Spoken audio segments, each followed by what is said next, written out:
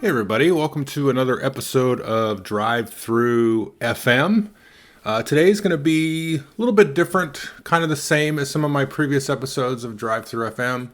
The real reason that I'm doing this video slash podcast in a podcast form is because my game room is an absolute mess. I don't want to bore everybody, but there's got some stuff in there taken apart, trying to move stuff in and out of the house. So I can't make any videos in there. I can't paint any models in there. So I'm going crazy. No, but, I've been wanting to do this video, for a little bit of time. And as you can see from the title, it's the top 10 solo games. I have done 3 other top 10 or top 20 solo game videos in the past. I did one in 2016, one in 2020, and one in 2022. So it's now 2026. So, yes. And the reason I bring this up is because I will put links to these other videos. And I wanted to sort of preamble this and say that the list is kind of the same, a little bit, not that much. There is more consistency between, I think, the last 2 videos. But there'll probably be the least amount of consistency with this video between the previous videos. But I don't want to try to say something like, oh, well, I've changed my mind, these other games aren't that good, or something like that, because I think what's going on here, and you'll find kind of a theme with the games on this list, is I have sort of like migrated or transformed or whatever, shed my skin, however you want to kind of say it, when it comes to the solo gaming stuff that I'm like, if I'm have a solo game session in front of me, then this is the type of game that I'm looking for. And then these 10 games are kind of more in that type of ballpark than maybe they would have been in the past. But I still, when I look back at those old lists, I'm like, man, these are some really good games. These are great games. So I'm going to put links to those videos in there, not to get you to like watch 3 of my other videos. But, if you just want to like go click on them and pause them, you can see all the timestamps I was doing my video and say, okay, these are games that Joel kind of like used to like or still likes. But right now he's a little bit more narrative focused, which is kind of what, when I put this list together, I was like, okay, I kind of see where my brain is headed, right, in terms of the solo experience. Because there's not very many like puzzle type of solo games here, which I do enjoy, right? I still do enjoy that. Like one game not on this list is Great Western Trail, any of them. But I think that's a fantastic solo system, for example. You will not see Mage Knight on this list, and that's been on the list before, because it is not very narrative heavy. It's more of a puzzle, but I still think those are awesome games. So I just want to kind of mention that, why there's links there, and why I just want to kind of emphasize that a little bit. And since this is a podcast, I'll do a little bit of sort of housekeeping. This won't take very long, and then we'll get into the top 10 list. So the other video I was kind of debating was talking about more of the JRPGs and the video games and stuff like that. And I realized, if you're not familiar, actually, let me take a step back. At the beginning of 2025, I did a video talking about 2024. And what that was, I played like 25 JRPGs. I completed them during 2024. So I talked about that. It was kind of a new endeavor for me and that kind of thing. And so it was a lot of games, and some of them, were long games, some of them were short games, but there was quite a bit there. This past year in 2025, which is last year now, I completed 10, which is fine. But I already talked about most of those in a podcast I did mid-year, and I found that I got kind of wrapped up in this whole retro handheld console type of thing, and that really actually distracted me from the main thing, which was playing the games, which is fine. I had a lot of fun, playing with retro handhelds, and I've done a bunch of videos about that.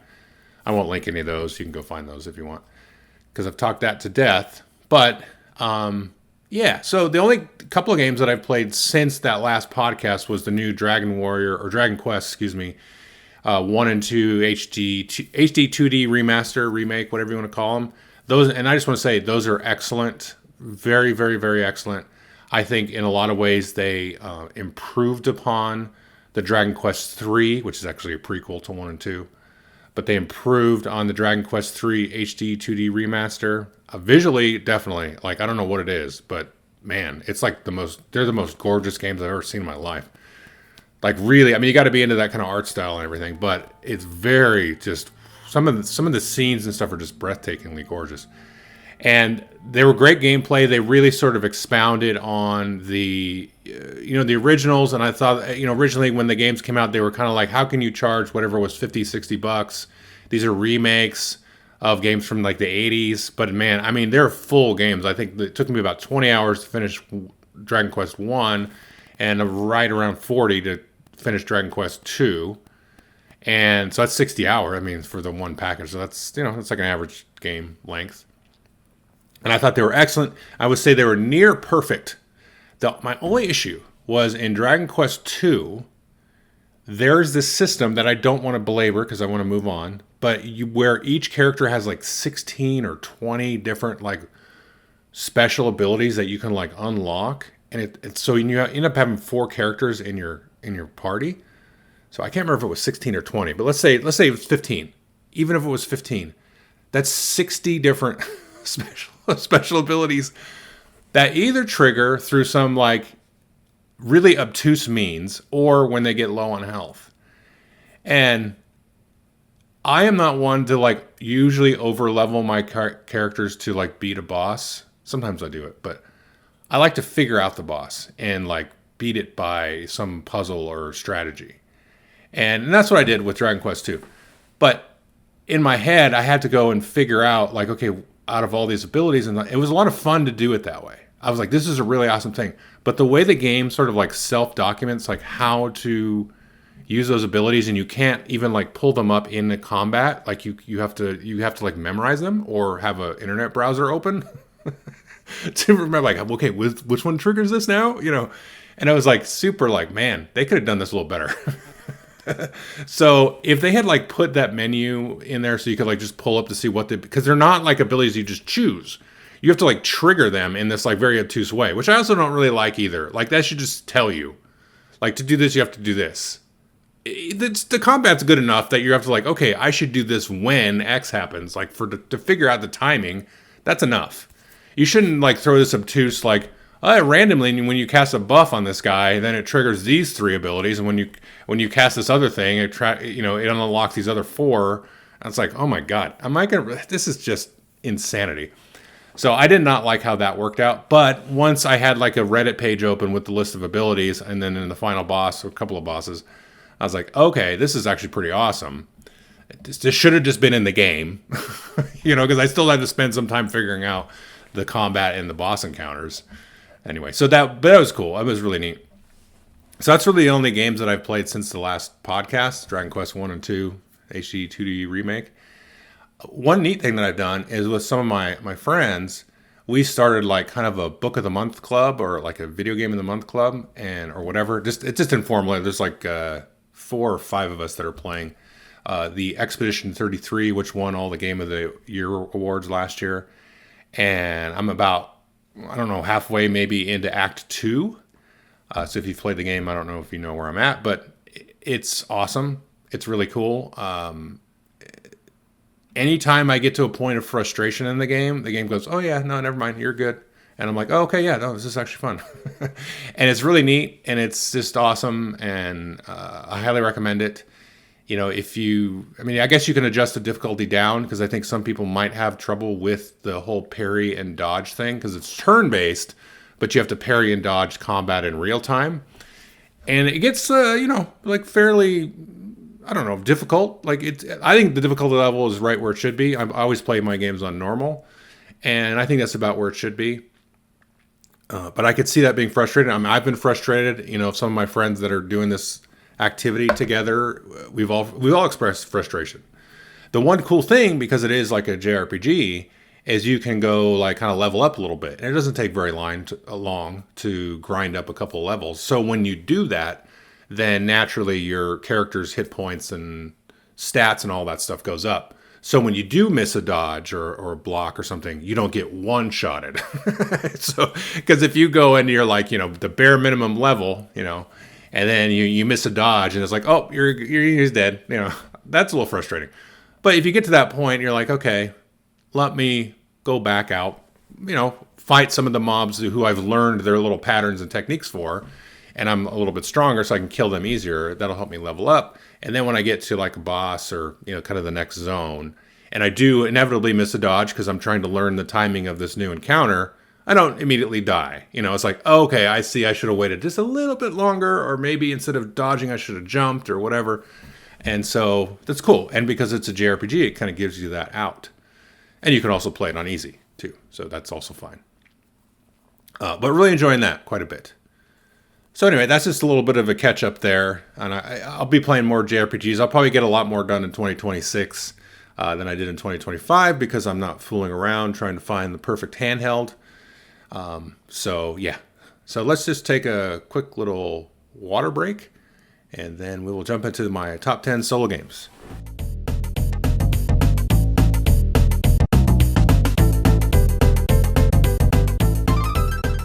Okay, welcome back, everybody. Let's just go ahead and dive right in. My number 10 on this list, and I will just say up front that the ordering of the list matters very little, although I would say there is a bottom half, which we're in now in the top half, and you could kind of shuffle these around in the bottom half, and you could shuffle the ones around in the top half, and I kind of, I look at them all pretty equally, and even the disparity between top half and bottom half is not, super great. So let's get back into number 10, and that is 5 Parsecs from Home, Solo Adventure Wargaming. That is the full title of the game. And this is a very interesting, unique, immersive, all those superlatives version of a miniature skirmish game. Now, it is a solo game, although I think you could play co-op, if I recall correctly. And you are procedurally generating just about everything, which is a lot of fun.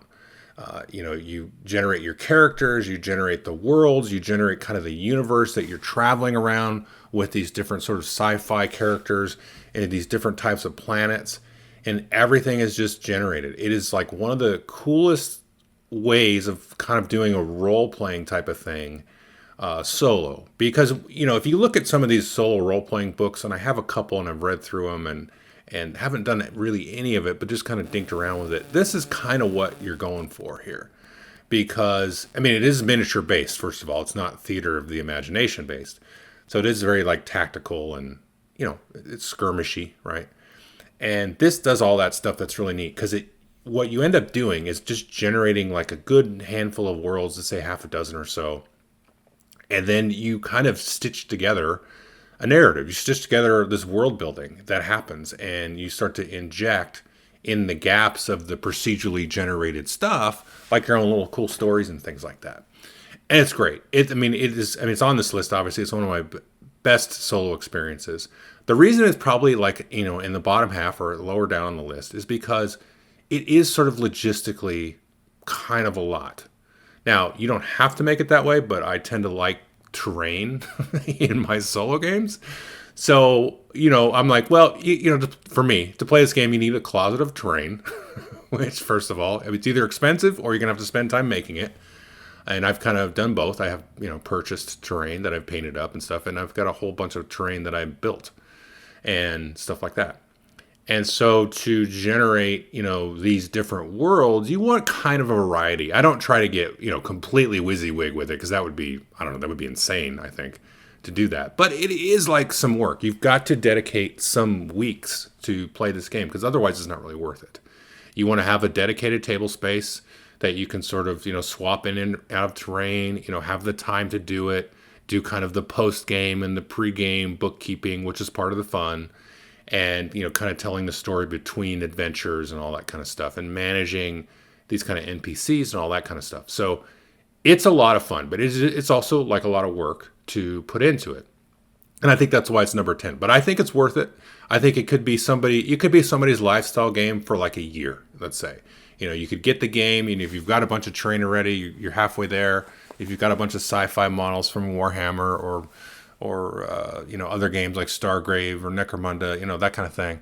then, or even like Star Wars games, you could get some Imperial Assault miniatures or Shatterpoint miniatures. That could be fun. You could Star Wars theme it, no problem. I mean, it's kind of generic in a way, so you could kind of inject some of your own theme. So if you've got some of that going already, then you're part of the way there, and it's just booking out the time for you to kind of leave things sort of set up or be able to quickly get back into it. And anyway, so that's 5 parsecs from home. I definitely recommend it if you're a miniatures type person and you got stuff laying around. It's just a great way to reuse it mainly. So that's number 10. Number 9 is Shadows of Brimstone, and for reasons similar to 5 parsecs from home, it's towards the bottom of the list because it is a lot to solo, and I actually prefer to play this with friends, with people. Just because you usually want to run 4 characters. You don't have to with this game, but you want to run some characters, and I find it a little bit more rewarding when you are running like 3 or 4 characters. I have run it with 1 and 2, and it works, but it kind of misses a little bit of the dynamics and the different types of character classes. You want the different character classes in play, and so the variety is there. But that gets really, really, really unwieldy to run 4 characters because in this, you've got a little character card, and there are printable character sheets, which I recommend. But even if you use the character sheets, there's still like a lot of cards. There's like cards for everything. There's a deck of cards for all the monsters. There's a deck of cards for the different tiles. There's a deck of cards for all the equipment and the one-off items that you can use and everything. So there's just stacks of cards everywhere. There's tiles everywhere. And if you have, the thing is you need a few expansions, in my opinion, to make the game shine. If you just have like one base set, like it's fine. That's a good way to start for sure. But I think quickly you will find that the variety is, lacking. So you want a couple of expansions at least. And I'm not one that actually has even close to everything for this game. I've stopped buying stuff for it. I have a lot of the Old West stuff, not everything, but a lot of the Old West stuff, and a good chunk of like the samurai stuff. I haven't even really. I mean, if you don't know what Shadows of Brimstone is, I'll quickly. It's like a anachronistic, weird Cthulhu portal thing where there's different like time periods, and they've done. Let's see, they've done samurais, they've done Old West, they've done Vikings, they've done. I don't know why they did the conquistadors, which is annoying, and then they did. Gosh, there's another one I'm forgetting. But so they've done all these different time periods of like, swashbuckling warrior types, douchebags in case of conquistadors. And I'm sure there's plenty of samurai and Old West douchebags too. So the kind of thing is, so you mine this dark stone or you find this dark stone, and then that gives you special abilities and all that stuff. So I have a lot of the Old West stuff and a fair amount of the samurai stuff. And the Viking stuff looks pretty cool. So I don't know. There's a couple of those I want to pick up, but I'm not that keen because I have a ton of it stuff anyway. I'm good. And it's just a old-fashioned kind of dungeon crawl type of thing. And again, like 5 parsecs, it's about building up a narrative. You basically just play different random, not procedurally generated scenarios, but it feels kind of procedurally generated because you're just kind of doing whatever happens next to your characters. And you try to level them up to like level 8 and retire them, and that's it. And it's fun. And you just find that you get into these wacky situations, and it's just kind of more about what happens to the characters through this journey. And it's a lot of fun. And I do enjoy it solo. Obviously, it's on the list. But like I said, it would probably be very, very high on the list if I could somehow manage things better. And there are other games that are very similar to this where I can manage things better that are higher on the list. But it's a very unique world, and that's what always like keeps drawing me back to it. Like I said, you can have Old West, cowboys and stuff like that, and samurai, and I'm like, well, those are like the coolest things in the world, samurais and cowboys, right? I mean, I don't know. And if they're fighting together or whatever, you can do that. And I've not mixed them ever. I usually just, as far as the heroes go, I usually play one or the other. And then, the monsters and stuff doesn't matter. You can just mix and match those all you want. So, anyway, it's a lot of fun. This is very narratively bent, and emphasized. And that's a lot of what does the heavy lifting for this one. So that is number 9, Shadows of Brimstone. So we'll move into number 8. And this is Tales of Arthurian Knights. And this is where I start to get a little bit iffy on the positioning, because I feel like this one could be higher, but like Shadows of Brimstone, I do like it more with people, but I still really like it solo. I talked about this a little bit in my best of 2025 list. It was very high up on that list. And for solo play, it is a very cozy game, and I really appreciate that because it has a giant book of just passages. Feels like thousands of different entries. And they're very, I'm going to say very, very, very, very, very, very.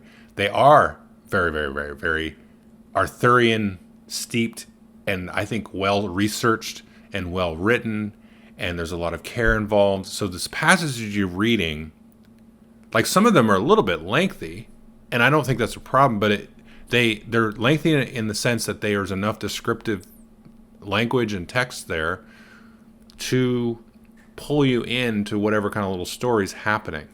Like, it's not just like little snippets of flavor text. It's very much about the reading in a way. And so from a solo perspective, that makes it, very immersive and just very quiet. And, it is like reading a book, but it's like a choose your own adventure, I guess, but it's way better than a choose your own adventure.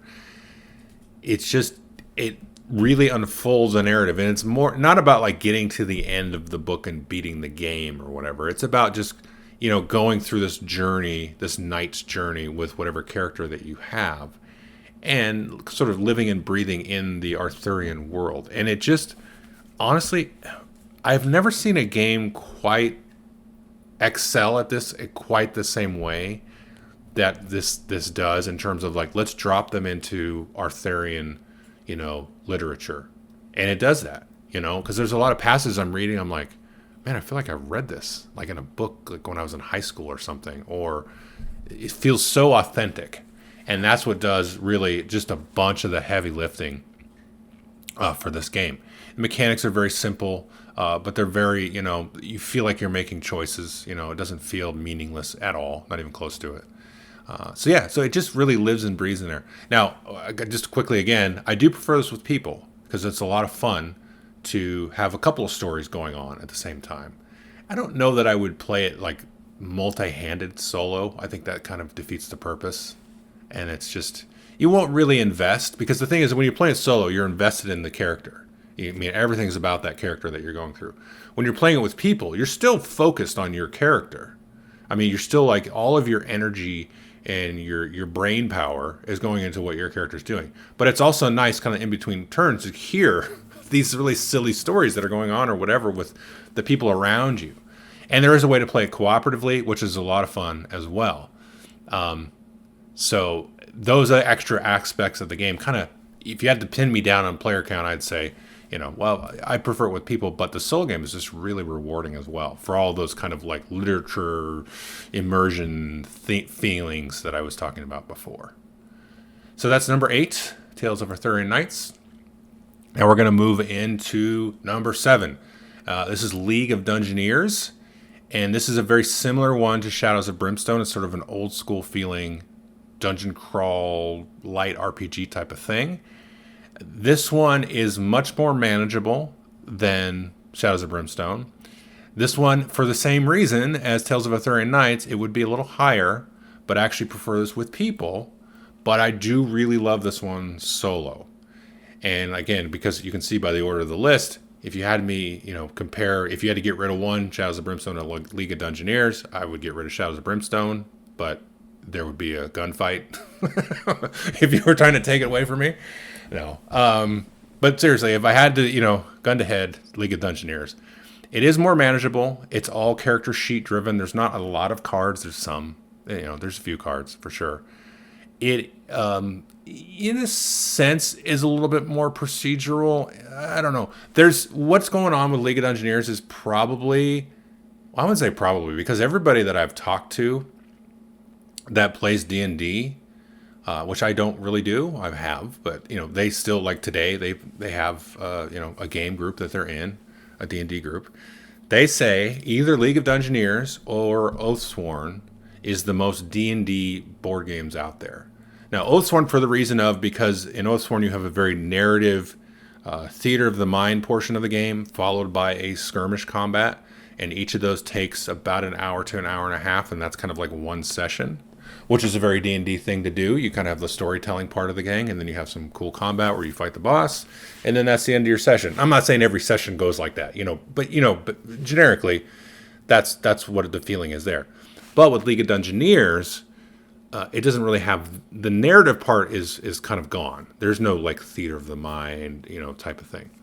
But the character development is so strong in League of Dungeoneers because you have you roll up your characters. You don't just like pick a character. Like in Shadows of Brimstone and a lot of other dungeon crawls, you grab, like Descent, for example. You grab a character card and you're like, okay, there's my stats, and I'm Susie from the Elven Forest. And away you go. And then you might get some upgrade cards and things like that, and that's fine. I like that too. League of Dungeoneers, you roll up all your stats. You've got more stats beyond like strength and dexterity. You've got like wisdom, resilience,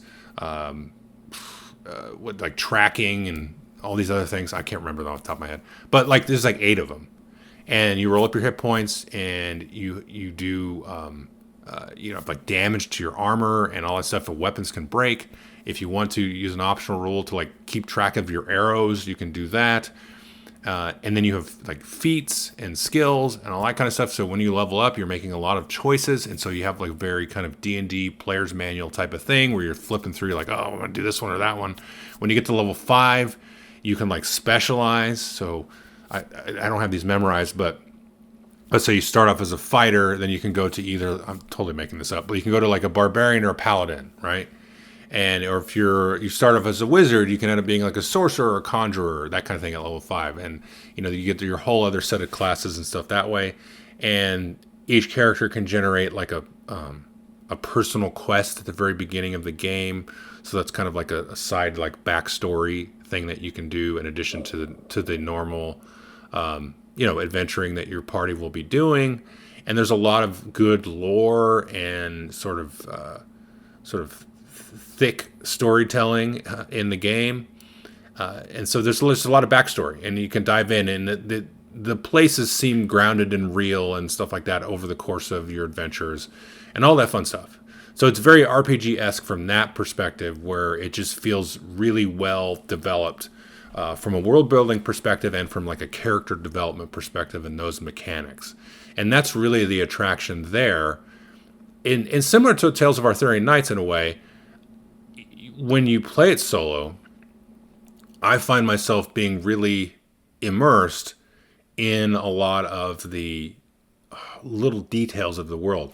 One thing that had recently come out for League of Dungeoneers, which really adds to this, is Bestiary, and it has just, the majority of that book is lore. There's a lot of new mechanics and stuff like that, and it's a good reference for a lot of the different monsters that you'll run into. But it also really colors up and flavors out the world. So you kind of know, oh, when I run into this, owl bear or whatever, I'm making that up again, but this is their type of thing. Even the basic animals, like wolves and things like that, there's a lot of background information about like, oh, they're from this forest and all that stuff. So it's really cool how that works. And that really lends itself, again, to that sort of cozy solo storytelling kind of vibe.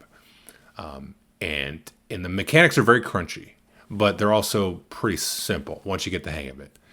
But they're very D&D-esque, where like, you're doing facing, you're picking locks, you're making fear tests, all kinds of, you're doing like charisma tests, you're doing like, when you go to barter at the shops, you can make tests.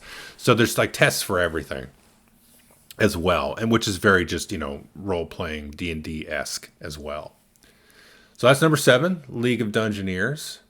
Now, completely shifting gears, and I will admit that the theme here of number 6, which is doing Imperium theme, the story's doing a ton of heavy lifting. Not to be one of those, I don't know, is it Chad? I don't know. I feel offended if somebody says this, but I feel like there's a little bit of it just because it's so popular, because Dune is such a thing with the movie. But Dune is like one of my favorite things. And I totally get like the frat boy angle of things sometimes, but Dune is awesome. And watch out for AI, because that's the whole message of Dune, which they totally ignoring in the movies, but I love the movies anyway. AI sucks.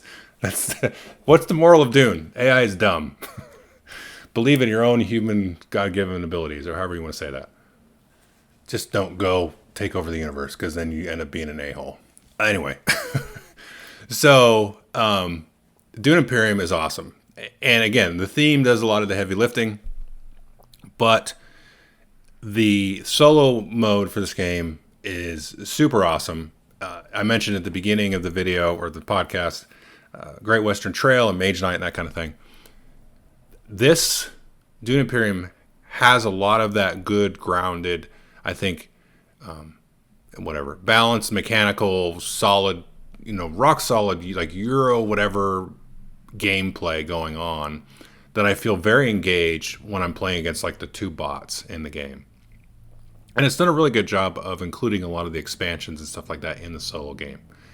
I also give a little bit of a nod here to the digital game, which I know it doesn't count, but if you get the game, I know it's on Steam. I have it on Steam. It's also on iPad and stuff, I think. I'm not sure. It might be on PlayStation and stuff now. I'm not really sure. But go to your local video game outlet and figure out where Dune Imperium is, because Dune Imperium, I wish they would bring some of this back into the physical game.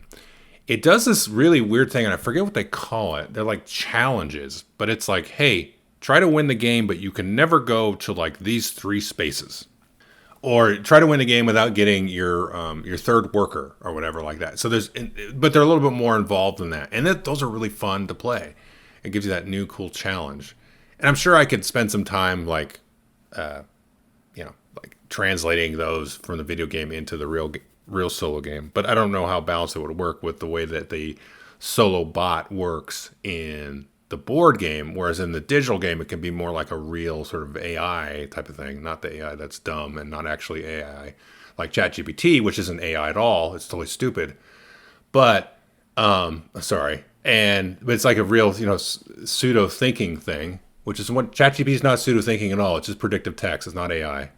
I'm gonna leave this in there. I know I'm going nuts here, but but the AI in the video game is not, what I'm saying? Like the board game is card flipping. It's fine. So that's different. So I don't know if those challenges would map to the analog game, but they're really neat. I really like them. So, but because it's Dune, and I really like Dune, and the head-to-head sort of combat system of the AI cards in Dune Imperium is really cool. I just really can't mention it enough. Again, I would probably prefer this. Not probably. I definitely would prefer this with players, because there's that extra level of thinking. Everybody's using a little Benny Gesserit, Kwisatz Haderach brain that everybody's given at birth, as opposed to some machine. But they're using their brains given at birth, and that's more fun to play against than some random number generator. Yeah.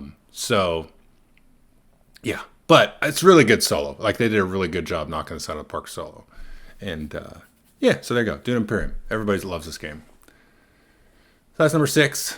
Number 5 is Star Wars Outer Rim. And this is a good blending of both worlds. And this is where we kind of trip into the top half of the set of games, right? So Star Wars Outer Rim, it really excels narratively at what it does. But the system... and the mechanical system is very elegant and efficient and runs well for the solo engine. And it's kind of cool because you always are playing one. So if you're not familiar with Star Wars Outer Rim, it's bounty hunters and smugglers and stuff in the Star Wars universe. And you're always playing one jerk is trying to kill you. It just seems like it works this way. There's always one jerk trying to kill you or get your bounty. And the other one's trying to do all the cool smuggling activities. So they're both kind of running these different sort of engines to get points. And then you're trying to just do your best, between all of that. And because it's not, Jedi and Vader and Skywalker and the Force and all these things, it's the real low fantasy, grungy, underworld part of Star Wars. And so it can really be very flexible in kind of the random stuff that happens to you. And what I really love about Outer Rim is it kind of takes some of those things I've been talking about with some of the earlier games in the list, with just that kind of procedurally, or at least what feels like procedurally generated sort of narrative little touch points that keep sort of happening on kind of a beat with the game. Whereas mechanically, it feels very, not a Euro, what I'm saying, but like it feels very like modern in that way. And it really just excels that way. And again, like Dune Imperium, the Star Wars theme does a decent chunk of the heavy lifting here. And it's just a fantastic, fun game to play. And like I said, I love how it always ends up feels like, especially if you have the expansion. And I will say this, I think this one you want the expansion for Outer Rim. I'm trying to remember. Have I played it without the expansion? I think I did one time. I can't remember, honestly. But the expansion adds just that extra little seasoning to the game that really just, colors it up and adds some flavor and some variety to it. And I really recommend this game quite a bit. And again, this one, I think I still like it with other players more. It's a little bit more fun because it's Star Wars and smugglers and bounty hunters, and that's just, I don't know, there's something sort of somewhat humorous about that world. We've got all these like different kind of aliens and just weird things, and you can kind of mess with each other too. And it's very cartoony, right?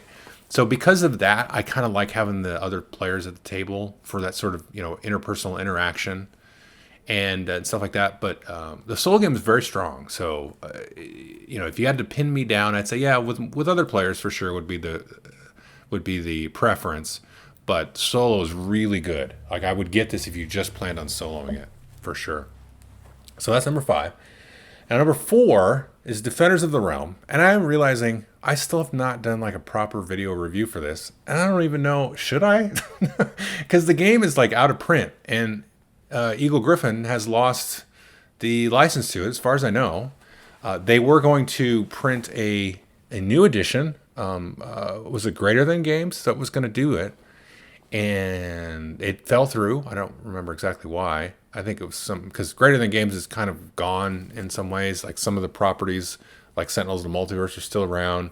This is all like around the tariff time and stuff like that. So I think there were some companies that were, I wouldn't say using the opportunity. I mean, it was more by necessity, just to save money because it's this, random tariffs that were just happening out of the sky. So they had to cut, basically, they were going to do Defenders of the Realm 2nd Edition. And I was interested in that because I've heard that the superhero version of Defenders of the Realm is really good. I forget the name of it. But the new Defenders of the Realm was going to be kind of based on that, with the characters having like different decks of cards and things. So, yeah, I was kind of interested in that, but I really love this one. So it would take a lot for me to want to like move on to that one, so to speak. They have done other sort of themes in this. I think there was a like a Mad Max Fallout Wasteland type of, what was it, Defenders of the Wasteland? The Defenders of the Last Stand or something like that. And that was pretty good. But I mean, Defenders of the Realm to me was the better one. And so this is a very sort of pandemic co-op type of thing. It unabashedly, quote unquote, stole some stuff from Pandemic. I mean, admittedly, it wasn't like they were trying to hide it. And it definitely has their own wrinkle and riff on it. And Pandemic is stolen from itself 100 times, so nobody should get upset at this. But it does a lot of cool stuff in it, and it's it's like a band of adventurers, and it's a very modern co-op in that way.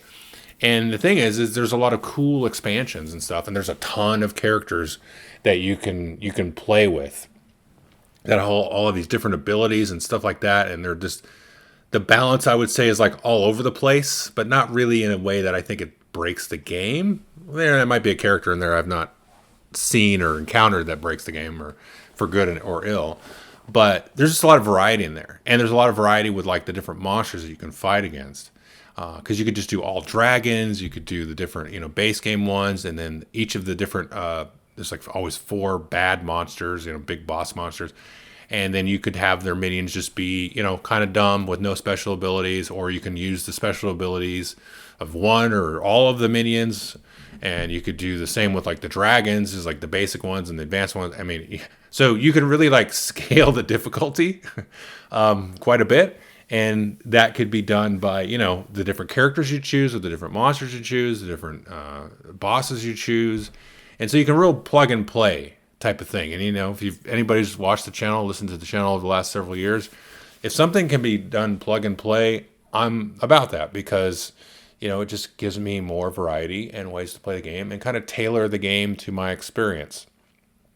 And, and this is one of those where it's also so easy and simple enough that it's easy to control 4 characters at once, although sometimes it gets a little overwhelming. But you can play the game with 1 or 2 or 3 characters.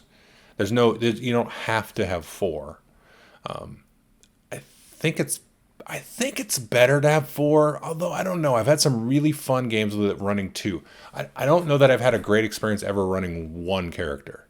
I think you at least want 2. But I think the game is probably a little bit more balanced and geared towards running 4. But I wouldn't say, like, it's not impossible to play the game with 2 and 3 characters. That's for sure. So, and I really like that. And like I said, it's a very like elegant gameplay, and all of like sort of the complexity or the crunchiness of the game comes from the different abilities of the monsters and the bosses and the characters that you chose. The actual gameplay is like a pandemic, right? You do a couple of actions, and then you flip the evil deck, and bad stuff happens, and you got to go put out fires where it made bad stuff happen, and go from there. And it's all about the interactions of that. The one sort of neat thing about this game, which it puts it over the edge for me, because it does this neat thing, and it's just a simple thing, was the quest deck. And so you have your main objective is just to defeat, the 4 boss monsters before they either just, they spread their minions all over the place, kind of run out of cubes, like in Pandemic, so to speak, or they taint or burn, depending on the expansion that you're using, enough of the countryside to just basically dilapidate it to the point of no return. Or one of them gets into the central capital city. So that's your main overarching goal. But you can also get quests out of the quest deck, which you then run around and try to do as you're putting out these fires and trying to defeat and push back the monsters. You're trying to do these because these will give you cool special abilities. And I kind of like that. It's kind of like the world's on fire, everything's going to hell, but the people around, they still need you to do this and that, to try to achieve things. Or you find some mystical gate somewhere that unlocks the magic shoes that you can buy. So it has a lot of things kind of going on in terms of the narrative of it, but also like the decision making. It's like, I don't know, should I go fight these monsters? But I'm also, this quest right here. Maybe I should do this, because if I get this, then it's going to make this next thing easier. But the gameplay elements, the basic mechanics, super dead simple. So all the decision making is like up above the table. It's off the table. You're thinking through how you sort of want to react in like a more real space in a way, and not just like, oh, I'm moving this thing on the spreadsheet 4 spaces to move this other one down 3 spaces on the spreadsheet. It's not like that. It's more natural decision making, let's say. So anyway, that's number 4, Defenders of the Realm. Definitely recommend it. I thought, debated like putting this higher or lower on the list, because the tricky part is you can't get it. I wish they would work it out and just do a new edition, leave everything the same. I don't know, whatever. Don't leave the same. Change the art, whatever. Tweak it a little. I don't know. Do whatever you want. I like it. It's still good. How old is this game? It came out in 2009, I think. So what was that, 17 years ago? Okay. That's a long time. All right. So that's number 4. Number 3 is Earthborn Rangers. This is just an amazing, fantastic game. I'm actually playing through the campaign a second time with some of my friends. I had played through the base game campaign solo, most of it. Some of the games I played with friends. during that time, because it's easy to just drop a character in and say, "Oh, whatever, I met you on the road and now you're with me." That's cool. I love that it does that. Solo wise, it's a ton of fun. This one, I tell you, it's 50 split down the middle. I really enjoy this one solo. When I get to my number one, I'll kind of talk about this a little bit more, but it's a little bit more extreme with another number one. But with Earthborn Rangers, what kind of happens when you play it with other players is you do get to interact more with kind of the spacing of the game. And, the game is sort of like, speaking of JRPGs, which I talked about at the beginning, it feels to me like this feels like the most JRPG game out there. The themes of it is not what you normally think of as a JRPG, but doesn't really matter. The sort of like overworld map and like running into different sort of local encounters and stuff like that can happen as it kind of punctuates your main quest. Because you kind of, I don't know, I'm trying not to spoil stuff, but you come to a village and it's like, oh, they need this and that done. And then you can do that. You run into some NPC or something like that. And then, it's like, oh, your little side adventure for the next little while. And then meanwhile, in the background, like the whole countryside is being taken over by, some bad guy, let's say. And so it has that sort of vibe to it. And it feels kind of like you're sort of like Jedi in a way, in like the old school Jedi, where you're like, you're running around kind of being, you're the Rangers. You're sort of like not like the police, but, you're sort of helping out where help is needed and on all that kind of stuff. So that in that sense has that sort of JRPG vibe where you're sort of like, the altruistic hero type of vibe. But back to my main point is that so when you play it together, you have these cool interactions in the whole space of everything. And, you've got it. And that's a really cool puzzle to kind of crack in terms of like where you are dealing with, different encounters and monsters and hazards and stuff like that come up. And this game is a lot like an Arkham LCG or Marvel Champions kind of thing, or Warhammer Quest adventure card game. And so when you're playing solo, you miss out on that. But the thing with the solo in this game is the one thing that this does that's very different than like Arkham or Marvel Champions is the campaign aspect. I know there's campaigns in Arkham, but this is a more of an open world type of thing. So if you wanted to, you could just totally ignore, like, let's say the main quest of the game. And when you play with players, and I don't want to say it's a real problem, but you can't just kind of do what you want to do.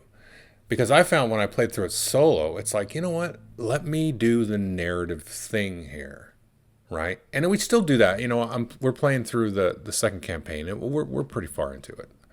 The other players don't know how far we are, but I know how far we are.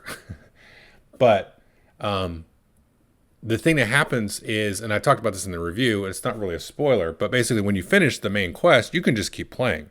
So you can kind of do what a lot of people in the video game world call new game plus type of work. So you can just kind of go off and kind of go backtrack and do some of the things that maybe you encountered but you left behind and that kind of stuff. And, when I played it solo, there was, I will say this, based on how many days in the game that we've played in the campaign now, I was a little bit like, I don't know, lagging, I guess, in terms of when certain events were happening. But that was by choice, because I was like, no, I'm going to go down this thread and do this. And that's where the solo part of this really excels, because it's open world.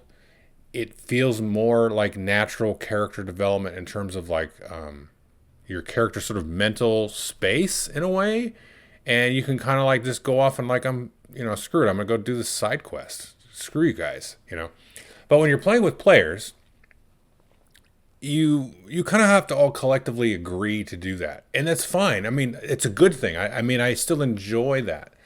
But the one thing I like about this game, and it really makes me love the game, is, I can't talk about how good of a game this is, because I really, really, really like all the multiplayer stuff. But on the solo side of it, it's like I can just kind of go off and do what I want. Again, that gets back to that kind of coziness I talked about with Tales of Arthurian Knights and League of Dungeoneers. You have just kind of like I can just kind of wander. There's not really a pressure type of situation here. I can go and actually feel like I'm exploring. And sometimes these games, and it's kind of true in video games too. There's like, oh, you can explore. And it's like, really? You mean I can hug the walls of the map until I filled out the the mini map, or whatever. So, there's explore and then there's actually explore. And this one feels like I can wander, not so much explore, but you can explore through wandering. And that's really cool. And there's I don't know, there's not a lot of board games that do that. You kind of can do that in League of Dungeoneers, right? And then maybe the next game. And you can kind of do that in 5 Parsecs and Shadows of Brimstone and, maybe even the number 1 game. But this one really gets the exploration stuff down. And that is a lot more fun to do solo. So anyway, that's number 3, Earthborn Rangers. Just an excellent, excellent game. In my case, I would say get it for either multiplayer gameplay, which is just awesome. It's super good. I'm so glad we're redoing this campaign. And I would get it for solo too, because it's really good. Really, really good. Sorry. So number 2 is actually a former number 1. And this is Rangers of Shadow Deep. And not a board game. It is also a miniatures game like 5 Parsecs from Home. Now, where this one is, it's very similar to 5 Parsecs. This is by the same designer as Frostgrave, and the mechanics are very simple, like Frostgrave. The world development is very different because it's kind of does like almost the opposite of 5 Parsecs, where 5 Parsecs everything is just procedurally generated, and you kind of everything sort of emerges out of a couple of game sessions. You kind of figure out what kind of world you're dealing with. Where Rangers of Shadow Deep is a very set in stone, linear in a sense, narrative story that's going to come at you. I mean, I totally think it's replayable, 100% replayable, because you can roll up different types of characters and kind of look at things different ways. And there's kind of a little deck of card thing where you use a standard 52 deck of cards to generate things randomly. So every time you play a scenario, it's going to be a little different. But what happens here, the vibe of it is basically there's this big, long, epic narrative, and there's tons of campaign books and expansion books and all that stuff. But even the base book, I mean, just by itself, I don't think you actually need all that extra stuff, to have an enjoyable experience. I don't think it's required. But just the basic, the big book that has I think 2 campaigns in it currently, depending on the edition that you get. I think some of them have more. But it's almost like somebody wrote you and tailored a D&D campaign for you. So it's like you're going through the story that the DM, who's no longer sitting at the table with you, has left you, and you're playing through what is really, I think, a very solid narrative campaign. And I mean, it's number 2 on this list, and it used to be number 1 for a reason, because it is so well crafted and carefully crafted that it can't but help but suck you in. Now, the reason I think this is kind of dropped off of the number 1 spot, because it is similar to 5 Parsecs from Home.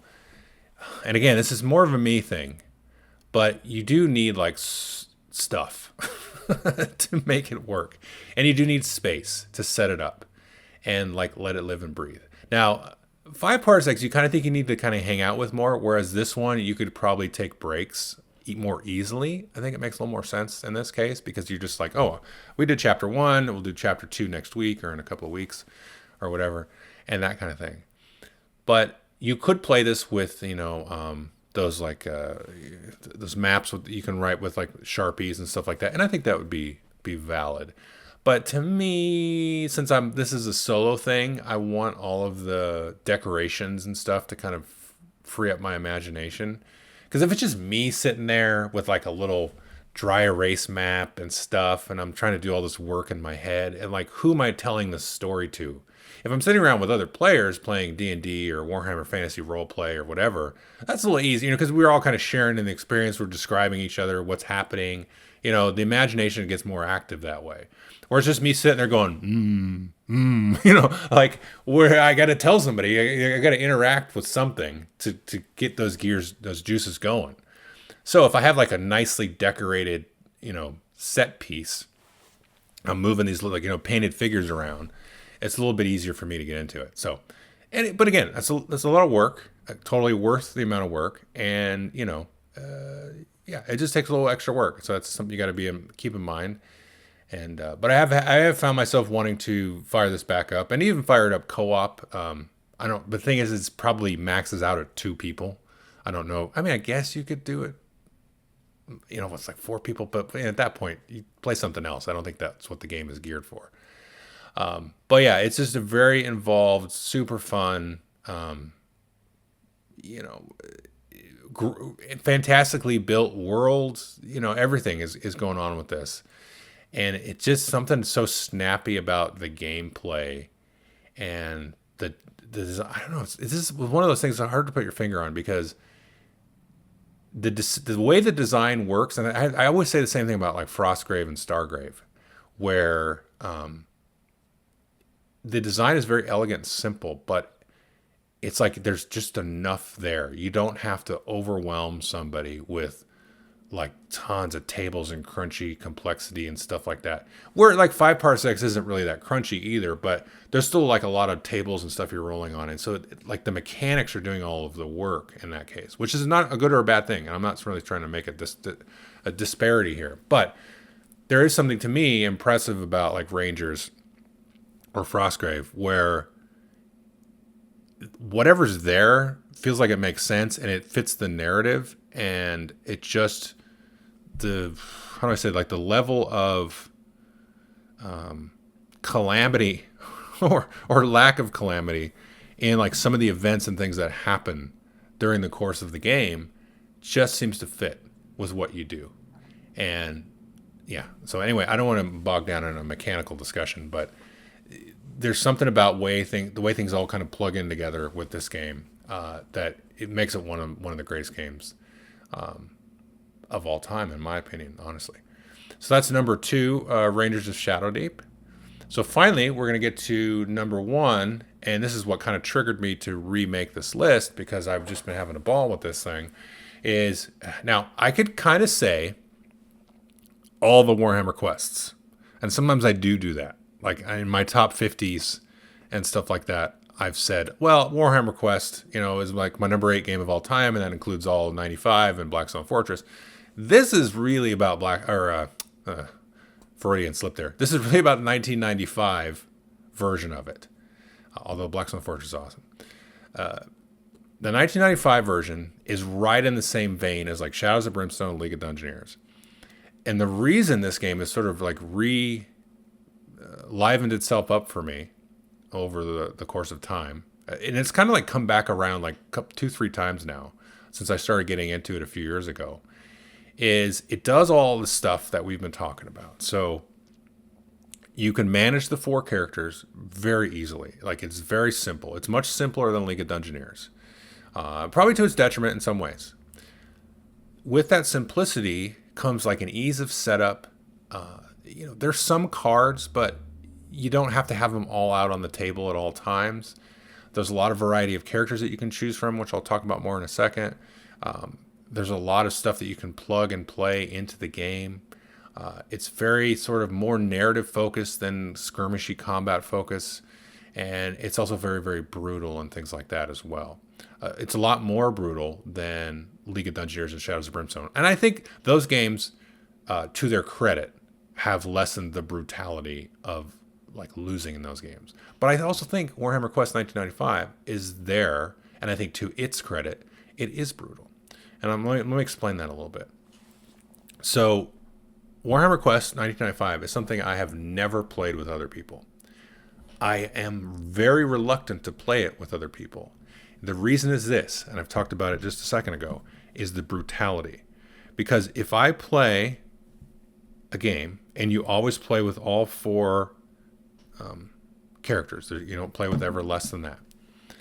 And the game can wildly punch you in the face and be totally unfair. Now, if we were sitting around a table with 4 people, and that happens to Billy, Billy feels very bad about that. And everybody else at the table probably feels very bad that that happened to Billy, and nobody's having any fun. If I am playing 4 characters and one of the players dies, who cares? See ya. That happened to you, and that's awful. And in the narrative space, we're going to collectively, as a party, mourn the loss of that character. And then we're going to move on. And we're going to roll up a new character. And the game actually kind of gears itself to doing that, having characters of different levels, to, not to an extreme degree, but to a certain degree. But that is a very unique experience as well, to be able to play a game like that where you don't have to keep the same party of 4. I mean, if I go look in my book now, I've got, I think, 7 or 8. I think it's been a little bit since I cracked open that book, but I've got a handful of characters that are like level 2, level 3, so on. And so the way that I've been playing it, where I can just grab a character that I feel like rolling up with, and just throwing that group together. So it's not always the same 4, which, from perspective of somebody that plays a lot of these games, that's a very unique kind of thing to do. And so just sort of maintaining the gold level, which is what the level is. So you've got, like, let's say a guild of heroes that are working together instead of a small party. So then they can all kind of share their gold, and they can kind of go in and out. And if one of them gets killed, well, that's too bad. But it's also like, okay. Now, the second part of this is, like Shadows of Brimstone, I think you need expansions for this. And the expansions, I think I've kind of shied away from putting this game up higher in the list before, but just having recently gotten some new material from a guy named Little Monk, and I'm just like looking at the level of quality of that material, I'm just like, okay, this is crazy. So the original game came out in 1995. I would say the basic game by itself, not good. I would say it doesn't hold up, no bueno. They also came out with 2 expansions, which add to it. And I think once you start to add those in, then we start talking a little bit here. And they had like a handful, I think 8 or 9 character little packs you can get. So once you kind of started to add that, like Shadows of Brimstone, then you're like, okay, got some variety here. There's actually some different worlds and like adventures that I can go on, not just like the same 6 all the time. Things start to get more interesting. Okay, now fast forward to about 2010. And there's a fella named Little Monk. I don't know his real name.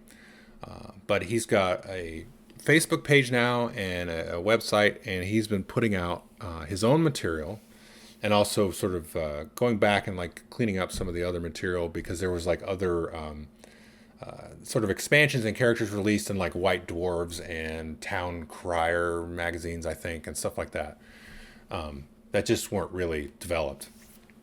So he's got like character books, tons of adventure packs. He's done his own print runs of treasure cards and other different cards, and also tiles. And it's very easy to build your own tiles for this game, because it was made in 1995. So it's actually super easy to build tiles. And I've talked about that on some of the Warhammer Quest videos I've done in the past. And I'll put links to those in this comments too. But I was like, man. And so he had just sent me a bunch of character books and the last couple of adventure books that I didn't have yet. And, I was just going through some of those, and I'm like, okay, my God, this is insane. So, and then having been able to crack that open and start playing again, I was just like, man, this is perfect. This is everything that I could want.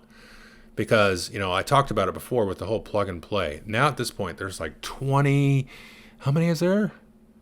Is there like 28 different characters? And they're all just cool and fun and different. And,